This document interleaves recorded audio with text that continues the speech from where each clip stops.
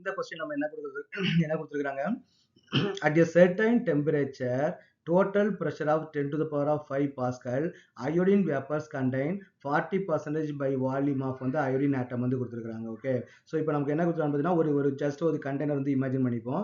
இந்த கண்டெய்னர் நமக்கு என்ன பண்ணால் அயோடின் கேஸ் வந்து நமக்கு வந்து இருக்குது. இது ஃபுல்லாகவே நமக்கு வந்து அயோடின் கேஸ் தான் இருக்குது.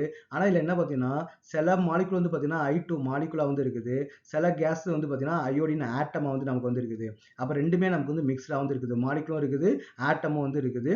ரெண்டுமே நமக்கு வந்து ஒரு ஈக்குலிபிரியத்தில் வந்து இருக்குது. ஒரு டெம்பரேச்சர் நமக்கு வந்து அப்படியே இருக்குது, டெம்பரேச்சர் வந்து சேஞ்ச் பண்ணல. ஏன்னா டெம்பரேச்சர் சேஞ்ச் பண்ணால் அதில் இருக்கக்கூடிய ஈக்குலிபிரியம் வந்து அஃபெக்ட் ஆகிறது வந்து பாசிபிலிட்டிஸ் இருக்குது. ஒரே டெம்பரேச்சர் தான் இருக்குது.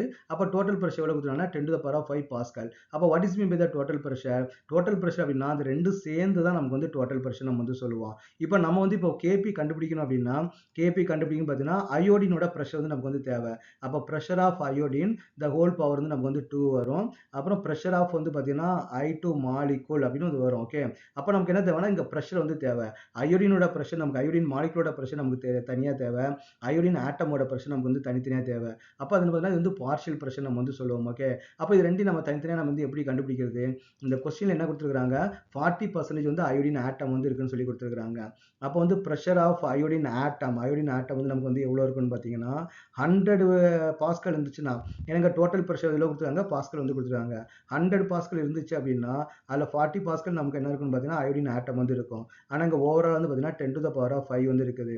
அப்போ என்ன பண்ணலாம், இந்த 0 கேன்சல் பண்ணிட்டா 4 into 10 to the power of 4 வந்து பாஸ்கல் வந்து நமக்கு வந்து கொடுக்கலாம். Okay, 4 into 10 to the power of 4 pascal. அப்போ நம்ம சிமிலர்லி நம்ம என்ன பண்ணலாம் அயோடினோட ப்ரெஷரையும் கண்டுபிடிக்கலாம்.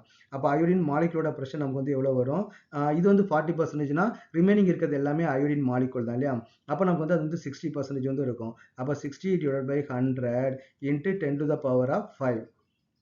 அப்போ இந்த 0 நம்ம கேன்சல் பண்ணிடலாம். அப்போ நமக்கு எவ்வளோனா 6 into 10 to the power of 4 pascal வந்து நமக்கு வந்து வருது. ஓகே, ஸோ நெக்ஸ்ட் நம்ம என்ன பண்ணலாம், கேபி வேல்யூ கண்டுபிடிக்கிறது. நம்ம டைரெக்டாக வேல்யூ வந்து சப்ஸ்டிட் பண்ணிடலாம். அப்போ KP which is equal to அப்போ அயோடின் ஆட்டத்தோட ப்ரெஷர் நமக்கு எவ்வளோ கொடுத்துருக்காங்க 4 into 10 to the power of 4 the whole power 2. ஏன்னா நம்ம இந்த ஈக்குவேஷன் நமக்கு என்ன கொடுத்துருக்காங்க ரெண்டு ஆட்டமாக வந்து கன்வெர்ட் ஆகுது இல்லையா? அப்போ இந்த பவர் வந்து 2 வந்து போட்டுக்கணும். அப்போ அயோடினோட ப்ரெஷர் நமக்கு எவ்வளோ கொடுத்துருக்காங்கன்னா 6 into 10 to the power of 4 கொடுத்துருக்காங்க. அப்போ இதை நம்ம சால்வ் பண்ணால் 16 into 10 to the power of 8 divided by 6 into 10 to the power of 4 வந்து வருது.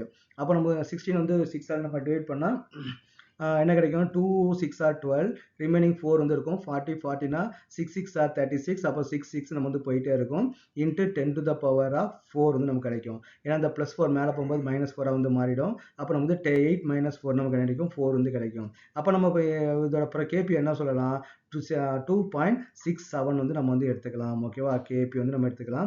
நம்ம யூனிட் போடணும் அப்படின்னா இங்கே நம்ம வந்து பாஸ்கல் வந்து போட்டுக்கிறாங்க இல்லையா, இங்கே வந்து ஸ்கொயர் வந்து போட்டுக்கிறாங்க.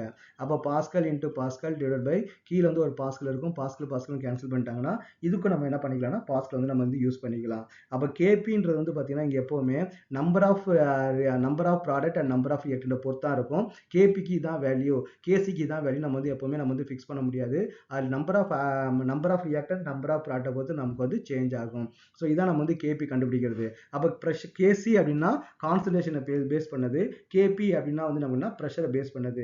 இதெல்லாம் வந்து பார்த்தீங்கன்னா ரொம்ப ஒரு சிம்பிளான ஒரு பேசிக் ப்ராப்ளம் இந்த ஈக்குலிபிரியத்தில்.